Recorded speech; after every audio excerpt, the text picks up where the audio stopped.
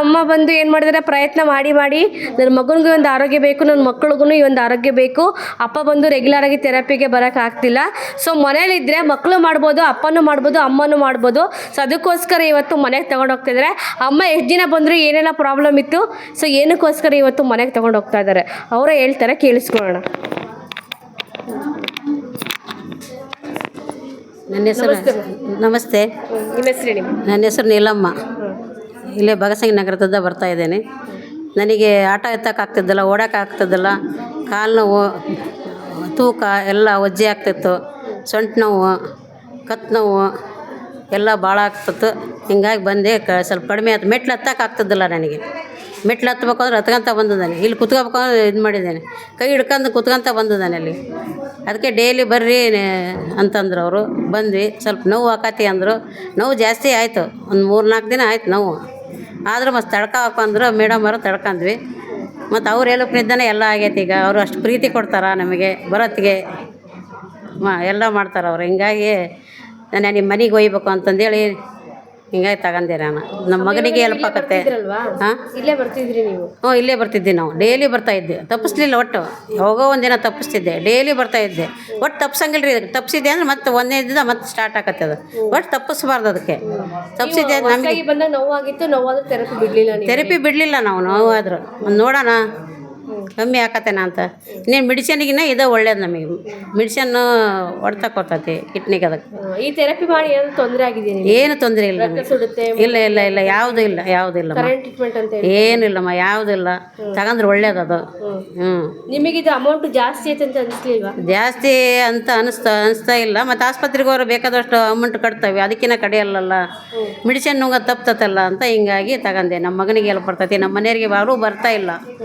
ಹಿಂಗಾಗಿ ಎಲ್ಲರಿಗೆ ಬರ್ತೈತಿ ಅಂದ ನಾನು ತಗೊಂಡೆ. ಹಿಂಗಾಗಿ ನೀವು ತಗೊಳ್ರಿ, ಬರ್ರಿ. ತಗೊಳೋದಾಗ್ಲಿದ್ರೆ ಇಲ್ಲೇ ಥೆರಪಿ ಮಾಡ್ಕೊಂಡು ಹೋಗ್ರಿ, ಚೆನ್ನಾಗಿ ಆಕತ್ತೆ ಎಲ್ಲರಿಗೆ. ಇವಾಗ ಇದೇ 65,000 ದುಡ್ಡಿದ್ರೆ ನೀವು ಬಂಗಾರ ತಗೋಬೋದಾಗಿತ್ತಲ್ವ? ತಗೋಬೋದಾಗಿತ್ತು ರೀ. ಇನ್ನು ಬಂಗಾರಕ್ಕೇನ ಹೆಚ್ಚಿಂದ ಅಲ್ಲಲ್ರಿ ಇದು. ಹಾಂ, ಬಂಗಾರ ಮತ್ತೆ ತಗೋಬೋದು, ಇದು ಮಾಡ್ಬೋದು. ಇದು ಮುಖ್ಯ ನಮಗೆ. ಮ್ಯಾಟ್ ಮುಖ್ಯ. ಬಂಗಾರ ಏನು ಇದು ಇವತ್ತು ಇರ್ತೈತೆ, ನಾಳೆ ಹೋಗ್ತೈತೆ. ಸೊ ಹೊಸ್ದಾಗಿ ಬರೋರಿಗೆಲ್ಲ ಏನು ಹೇಳ್ತೀರಾ ಸರ್? ಹೊಸ್ದಾಗಿ ಬರೋರು ಬರ್ರಿ, ದಿನ ಥೆರಪಿ ತಗೊಳ್ರಿ. ಶಕ್ತಿ ಇದ್ದರೆ ತಗೋವಂತ್ರಿ, ಇಲ್ಲತ್ತಂದ್ರೆ ದಿನ ಡೈಲಿ ಬಂದು ಥೆರಪಿ ಮಾಡ್ಕೊಂಡು ಹೋಗ್ರಿ. ಥ್ಯಾಂಕ್ಸ್. ಥ್ಯಾಂಕ್ಸ್.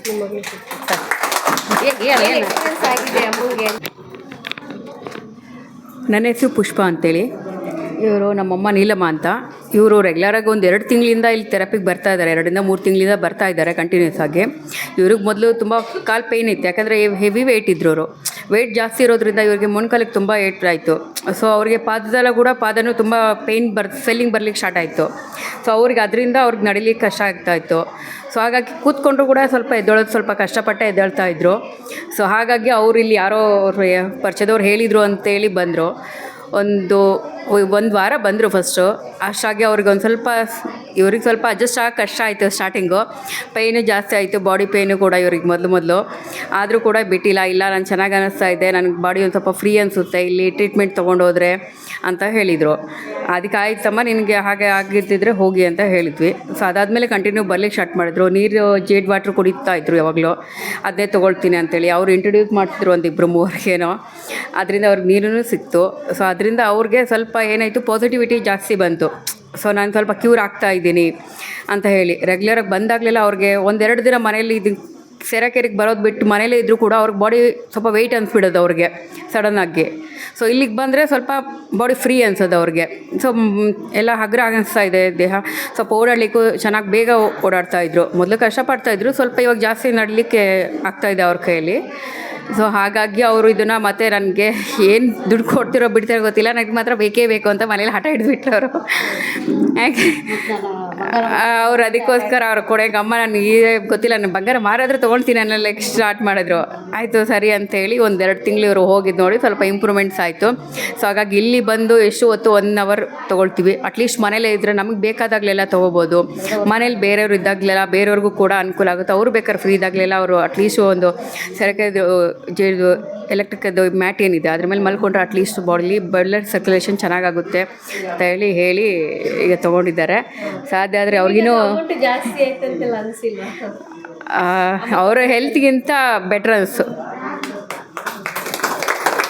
ಈಗ ಹೆಲ್ತು ಅದನ್ನೇನು ನಾವು ಪರ್ಚೇಸ್ ಮಾಡಲಿಕ್ಕಾಗಲ್ಲ, ಇದನ್ನು ಪರ್ಚೇಸ್ ಮಾಡ್ಬೋದು. ಸೊ ಅದು ಕಾಸ್ಟ್ಲೆಸ್ ಆಗಿಬಿಡುತ್ತೆ ಹೆಲ್ತ್ ಈಗ. ಸೊ ಅದಕ್ಕಿಂತ ಇದು 65,000 ಇಟ್ಸ್ ನಾಟ್ ಎ ಮೋರ್. ಜಾಸ್ತಿ ಹಾಂ, ಈಗ ಹಾಸ್ಪಿಟಲ್ ಹೋದರೆ ಈಗ ನಾರ್ಮಲಿ 1 or 2 days ಏನೇ ಅಡ್ಮಿಷನ್ಸ್ ಅಂದರೂ ಸ್ವಲ್ಪ ಅವ್ರಿಗೆ ಕಾಲು ನೋವು ಏನೇ ಅಂದರೂ ಕೂಡ ನಮ್ಗೆ ಮೆಡಿಸನ್ ಅಂತ ಕೊಡ್ತಾರೆ, ಸ್ಕ್ಯಾನಿಂಗು ಅದೆಲ್ಲ ಬ್ಲಡ್ ಟೆಸ್ಟ್ ಮಾಡಿಸ್ಕೊಳ್ಳೋಕ್ಕೆ ಒಂದು 5-6 ಸಾವಿರ ಅಲ್ಲೇ ಹೋಗ್ಬಿಡುತ್ತೆ. ಟ್ರೀಟ್ಮೆಂಟ್ ಅಂದರೆ ಮೆಡಿಸನ್ಗೆ ಅಂದರೆ ಅಡಿಕ್ಟ್ ಆಗಿಬಿಡ್ತಾರೆ. ಆಟೋಮೆಟಿಕ್ಲಿ ನಾವು ಏನಾಗ್ಬಿಡ್ತೀವಿ, ಮೆಡಿಸನ್ಗೆ ಅಡಿಕ್ಟ್ ಆಗಿಬಿಡ್ತೀವಿ. ಸೊ ರೆಗ್ಯುಲರ್ ಆಗಿಬಿಡುತ್ತೆ. ಸೊ ಲೈಫ್ ಟೈಮ್ ಮೆಡಿಸನ್ ತೊಗೊಳಕ್ಕಿಂತ ಇದು ಅರ್ಧ ಗಂಟೆ 1 hour ಎಕ್ಸಸೈಸ್ ಮಾಡೋದು ಬೆಟ್ರ್ ಅನಿಸ್ತು ಇದರಿಂದ. ಸೊ ಹಾಗಾಗಿ ಅವರು 65,000 ದೊಡ್ಡದು ಅಂತ ಅನಿಸಿಲ್ಲ. ಸೊ ಆಯ್ತು ತೊಗೊಳ್ಳಿ ಅಂತ ಹೇಳಿದ್ವಿ. ಈಗ ನಿಮ್ಮ ಥರನೇ ಇರೋ ಮಕ್ಕಳಿಗೆಲ್ಲ ಏನು ಹೇಳಕ್ಕೆ ಇಷ್ಟಪಡ್ತೀವಿ? ಈಗ ತಂದೆ ತಾಯಿಗೆ ಬಂದು ಏಜ್ ಆದಮೇಲೆ ಹೆಲ್ತ್ ಬೇಕು, ಸ್ವಲ್ಪ ಜನ ಅದನ್ನು ಅರ್ಥ ಮಾಡ್ಕೊಳ್ಳಲ್ಲ. ಬಟ್ ನೀವು ಅಮ್ಮಂಗೆ ರಿಸಲ್ಟ್ ಬಂದಿರೋದಕ್ಕೆ ಪರವಾಗಿಲ್ಲ ಬಿಡಿ, ಹೆಲ್ತ್ ಇದ್ರೆ ಸಾಕಂತ ಡಿಸೈಡ್ ಮಾಡಿದ್ರಲ್ವಾ?